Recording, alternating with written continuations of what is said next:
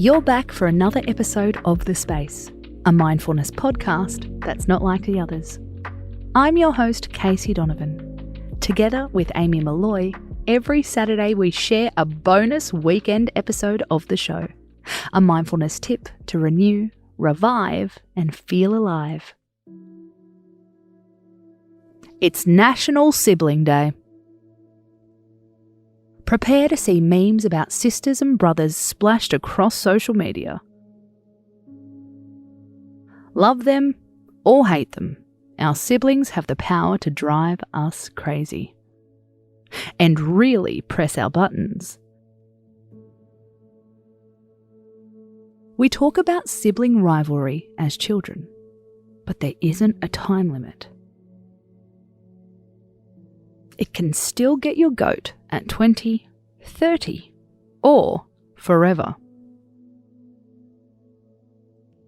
How can we deal with sibling rivalry as adults?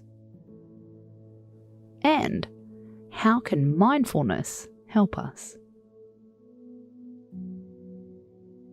Sibling rivalry is rarely just between siblings. It tends to be a vortex pulling in friends or family members. This according to Dr. Sherry Jacobson, the founder of Harley Therapy, a counselling and psychotherapy centre in London. Most often it's a triangle that involves parents, she says, especially if one child was preferred to the other. The next time you communicate with your sibling, notice your tendency to triangle, says Sherry. When we triangle, we pull other people into the conversation, even when we really don't need to. It can be subtle. You can triangle without dialing in a parent on WhatsApp. It can sound something like this. Mum always says you. Dad agrees that. Everyone else thinks that. We've all done it. We've also had it done to us. Triangling someone makes them feel defensive. Why wouldn't it? No one wants to have a family pitched against them. So, here's the challenge.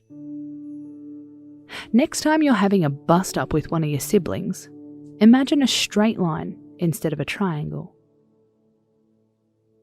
Try not to bring up other people's opinions or gossip.